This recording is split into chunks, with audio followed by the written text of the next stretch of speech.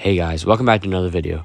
Today I'll be expanding upon this topic which was discussed in an earlier video where I reflected upon the state of modern superhero films. In that first video, I kind of tried to set the stage for this video, where in that video I discussed how a lack of sufficient advertisement, declining quality in stories is likely due to, of course, studios putting out even more content, and studios such as Marvel and DC namely not putting out content and movies and films that fans really want to see. All of these being factors towards the overall decline of the superhero genre.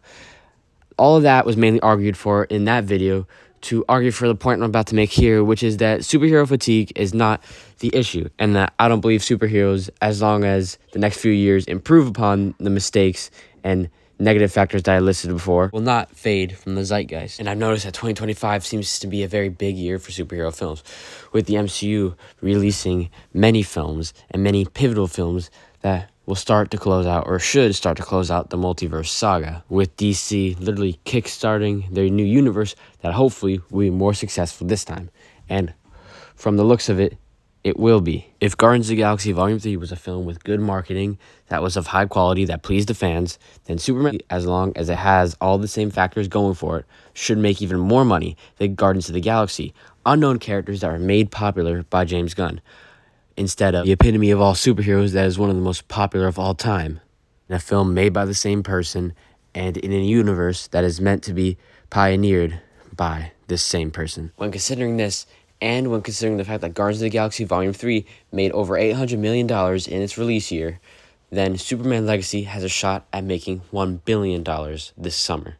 I just wanted to throw that out there, especially when Marvel has many possibly very big films next year in 2025 as well, with Captain America Brave New World having the ability to make money, as well as the Thunderbolts and Fantastic Four First Steps, as long as it is in too much competition with Superman. But we'll see. In this video, I will be discussing overall my hopes and predictions for 2025 and beyond for superhero films, building off of what was covered in the last video. But first, hi, my name is Tyler, and I love film. And today, I will be talking about superhero films and the future potential for both success and failure for Marvel and DC namely. Without further ado, let's begin with Captain America Brave New World. I like the New World Order original title better, but this title is still serviceable. From what I've seen, this film is very promising. As long as it logically focuses on its characters and its superhero aspects, this film should be good and should please fans. I mean, the Falcon suit looks really cool, or Captain America suit looks really cool from the trailers. And introducing Red Hulk as being played by arguably one of the greatest blockbuster actors of all time is a very good choice that is likely to please fans. Though the Falcon and Winter Soldier's lack of extreme record-breaking viewership for Marvel and Disney Plus does put this film at a disadvantage, especially if a marketing campaign is not taken into account and developed soon before the movie releases on Valentine's Day of 2025. But as long as marketing is taken into consideration and acted upon by Disney and Marvel, as long as this film is of high quality and does not preach like Falcon and the Winter Soldier did, as long as it furthers the superhero universe of the MCU, which it desperately needs to right now, especially when Secret Wars, the finale to this saga, is coming up soon. The story definitely needs to be furthered, as well as furthering the characters is done, then this film should be in good shape in terms of its importance to the MCU, its perception by fans, and possibly its box office. I really hope this film is good.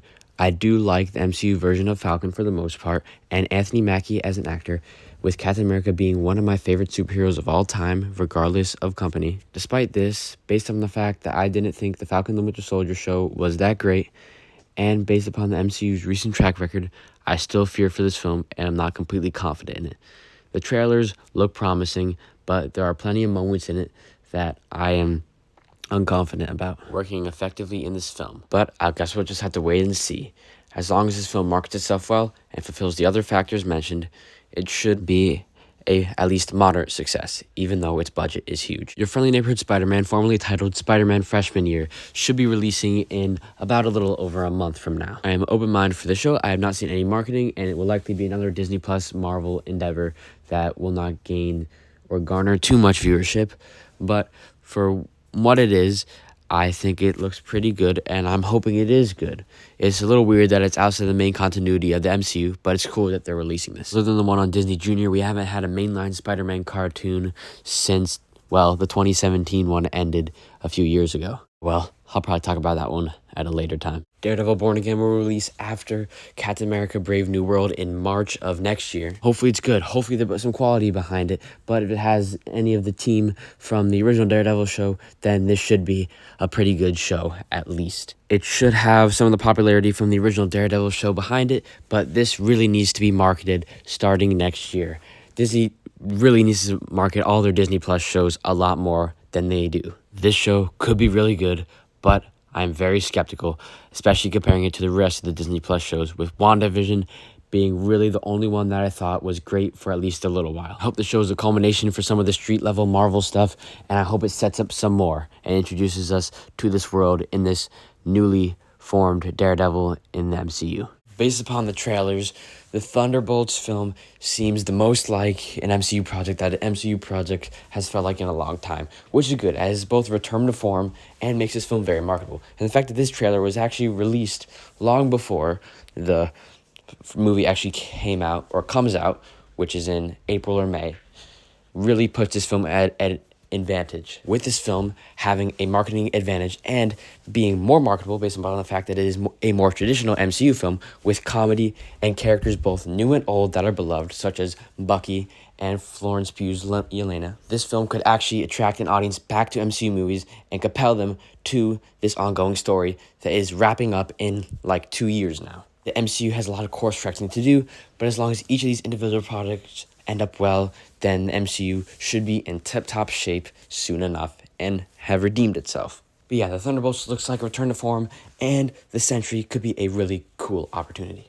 Ironheart was a project that I've been questioning from the beginning, but if it actually in some way relates to Tony Stark and his legacy and how he inspired kids, not just Peter Parker, and how Riri Williams herself is a compelling character, then this show does have potential to be of high quality.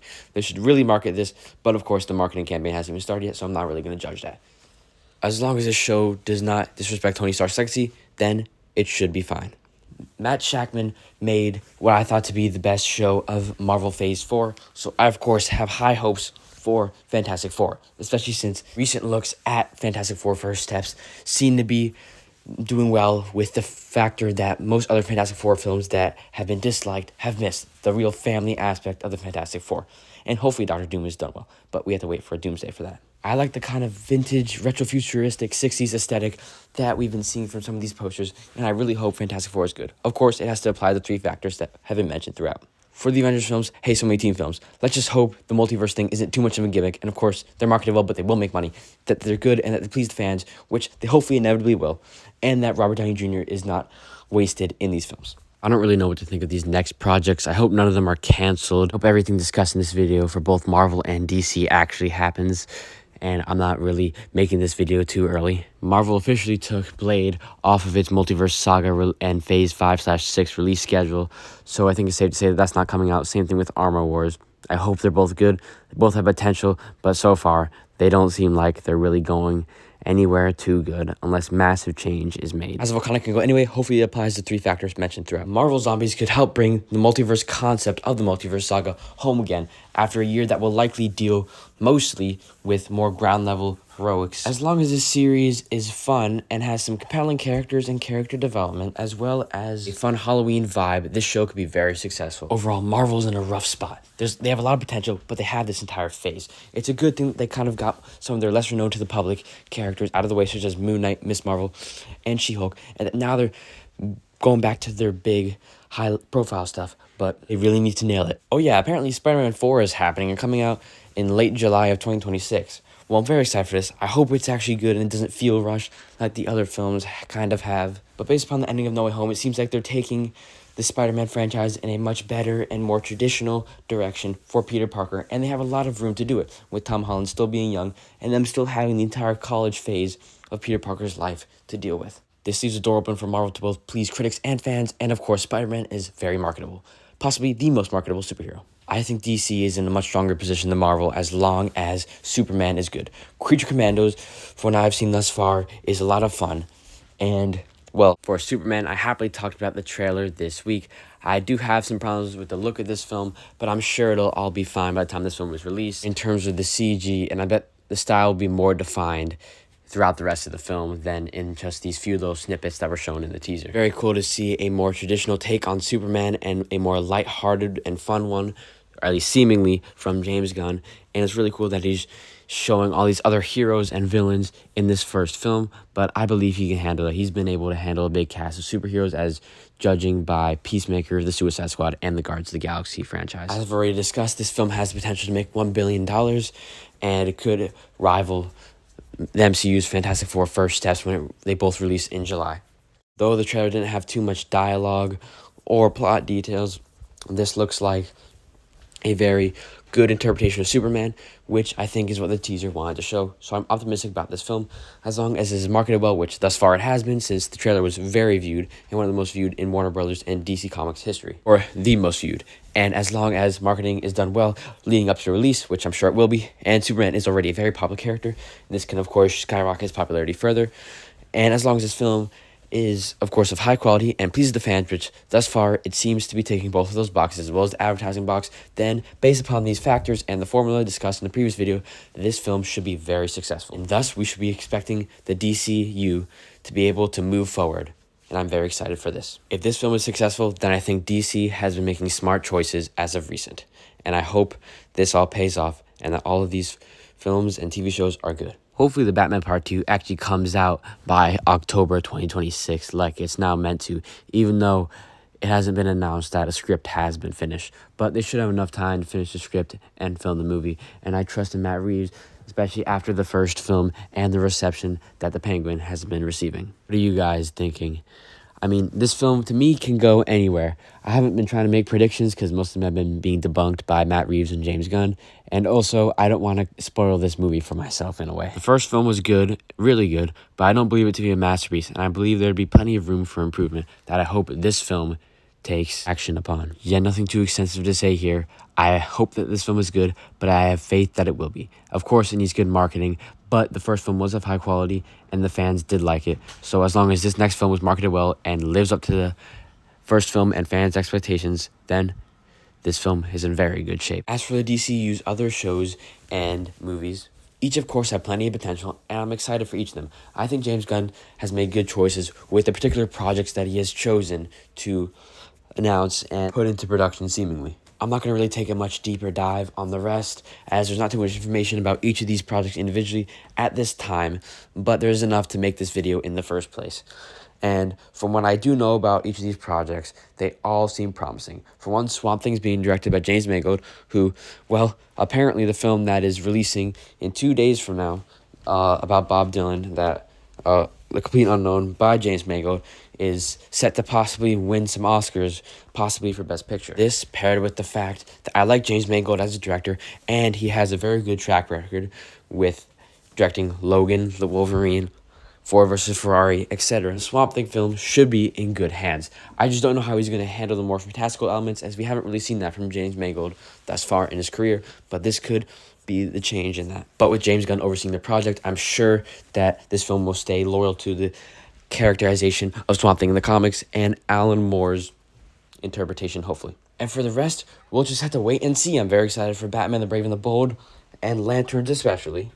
And Booster Gold, I very much trust with James Gunn and his tone and his style. If Superman is good, there's no reason that Supergirl, Woman of Tomorrow can't be good. Peacemaker Season 2 will of course be good, as long as James Gunn doesn't lose his touch. Paradise Lost is an interesting way to reintroduce Wonder Woman and the Amazonians back into a new DC universe. And Waller and the Authority both, of course, have potential. Of course, as long as the three factors are fulfilled, as long as marketing is sufficient, and there is a good emphasis on having a actually good story and high-quality products, as well as pleasing the fans, then the DCU should be very successful for Chapter 1, Gods and Monsters, and I'm confident that it will be. So yeah, those are my thoughts, hopes, and predictions for the future of Marvel and DC immediately, and thus superhero cinema, as they are, of course, the two big dictators. Thank you guys so much for watching and sticking around this long if you have. I know these videos, or these last two, have been kind of weird, but I hope you guys enjoyed and found them intriguing. I may post a separate B part to these videos talking about projects I hope the MCU will do one day, though expecting that they may never happen. But yeah, that's just for fun and a possibility. But yeah, thanks for watching.